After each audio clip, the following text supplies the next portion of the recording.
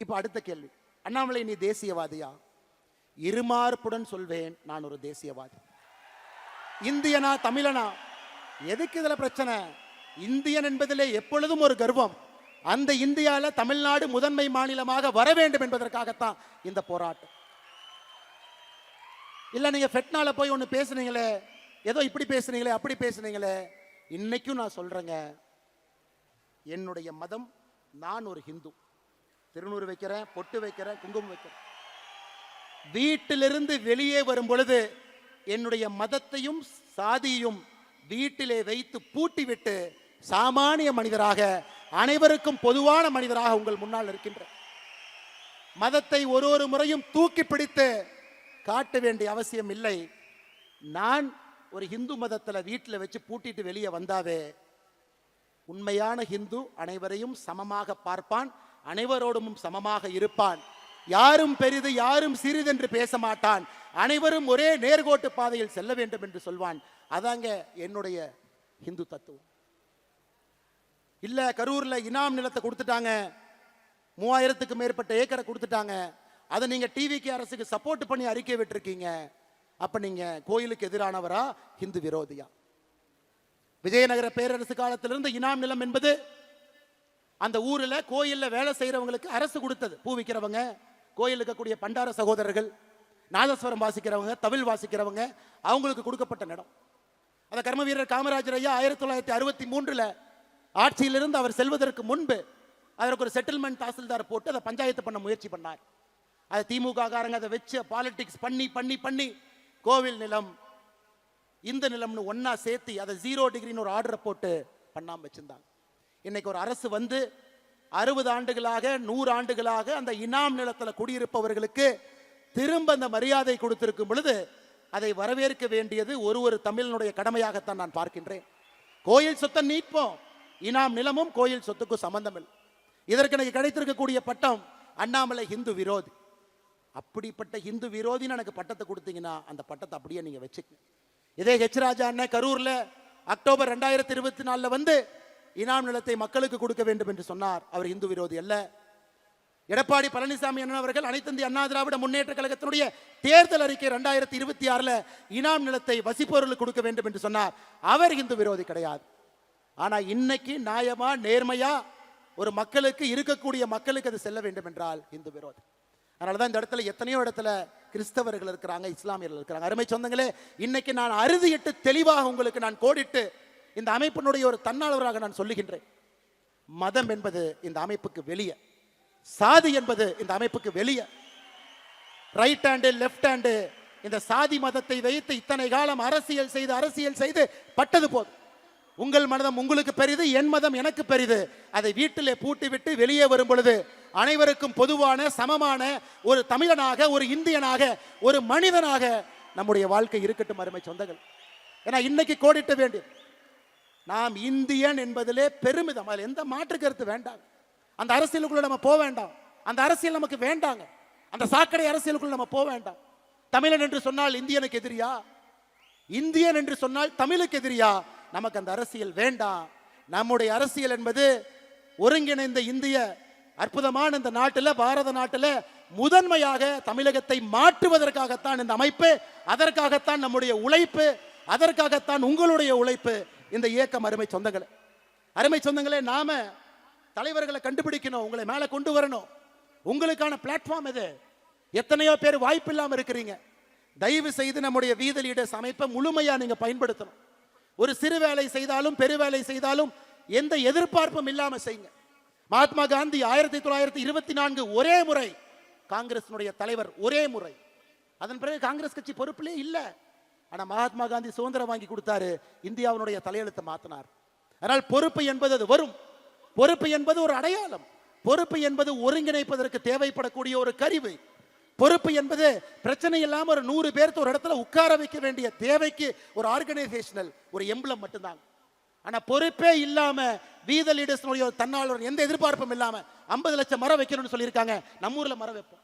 இந்த பொள்ளாச்சியில் இதற்கு முன்பு 15 ஆண்டுகளுக்கு முன்பு இந்த சாலையில போனீங்கன்னா பக்கத்துல 2 புளிய மரம் இருக்கும். புளிய மரத்தை வெட்டியாச்சு. அடுத்த மாதம் புளிய மரத்தை வைப்போம், திரும்ப அதை வளர்த்துவோம்.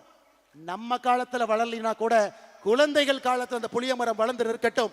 அவன் செஞ்சிருந்தானா வீதலியோட சமைப்பினுடைய தன்னால் நம்ம காலத்துல வச்சு நம்ம காலத்திலேயே புளியங்காயை பொறிச்சு நம்ம காலத்திலேயே சாப்பிடலாம். நமக்கு அது வேண்டாம்.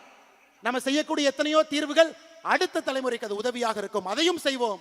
எத்தனையோ தீர்வுகள் நம்முடைய தலைமுறைக்கு உதவியாக இருக்கும், அதையும் செய்வோம். அன்பு சொந்தங்களே, அருமை சொந்தங்களே, நாம் தெளிவாக இருக்க வேண்டும். யார் நம்மை பிரித்தாலும் கூட சேவை என்கின்ற ஒரு வார்த்தையில நாம் இணைந்திருக்கின்றோம். தமிழகத்தினுடைய மாற்றம் என்கின்ற வார்த்தையில் இணைந்திருக்கின்றோம். பெண்களுடைய முன்னேற்றம் என்கின்ற வார்த்தையில் இணைந்திருக்கின்றோம். இது எல்லாவற்றையும் தாண்டி இந்த வீதலிட சமைப்பு it is an biggest experiment. இந்தியாவில் இந்த மாதிரி நடந்ததே இல்லை. போட்டோ இருக்கும், கட் அவுட் இருக்கும், தலைவர் ஒருத்தர் இருப்பாங்க, 10 தலைவர் இருப்பாங்க. அப்படித்தான் ஒரு இயக்கம் கட்சி நடந்திருக்கிறது. India against corruption, Anna Hazare, Aravind Kejriwal, Manish Sisodia, அத்தனை பேர். இந்தியாவில் ஒரு இயக்கம் வெற்றிகரமாக அந்த கஷ்டமான காலத்தை தாண்டி அரசியல் கட்சியாக உருவாக்கி அது 50 ஆண்டு 60 ஆண்டு அரசியல் கட்சியாக இருந்து படிப்படியாக சேவை செய்த சரித்திரம் இந்திய மண்ணில் இல்லை. அதை நாம் உடைக்கப் போகின்றோம். அருமை சொந்தங்களே, இந்த அமைப்பு அதை உடைக்கப் போகிறது. நல்ல தலைவர்களை, தன்னாளர்களை கீழிருந்து பொறுக்கி எடுத்து அவங்களுக்கு அந்த வாய்ப்பு கொடுத்து, தலைமை பண்பு கொடுத்து, கீழே விழும்பொழுது கைப்பிடித்து தூக்கிவிட்டு அவர்களுக்கான மேடையை கொடுத்து அவர்களை மக்கள் முன்பு நிற்க வைத்து வேட்பாளர்களாக மக்களுடைய ஓட்டை அவர்களுக்கு கொடுக்க வைத்து அவர்களை அமைச்சர்களாக, சட்டமன்ற உறுப்பினர்களாக, பாராளுமன்ற உறுப்பினர்களாக அழகு பார்த்து அவங்க மக்களுக்கு சேவை செய்ய வேண்டும் என்பதற்காகத்தான் இந்த அமைப்பு. அதனால யாருக்கும் எந்த சந்தேகம் வேண்டாம், இது அரசியல் கட்சியாக மாறப்போகிறது. எந்த டவுட் யாருக்கு வேண்டாம். We the leaders அரசியல் கட்சியாக மாறக்கூடாதுன்னு நீங்க நினைச்சீங்கன்னா அதிகாரத்திற்கு வந்து நேர்மையானவர்கள், நாணயமானவர்கள் அமரும் பொழுது மட்டும்தான் அரசியல் அதிகாரத்தில் மாற்றம் நடக்க. நம்ம சாமானிய மனிதர்களாக வேலை செய்யறோம்.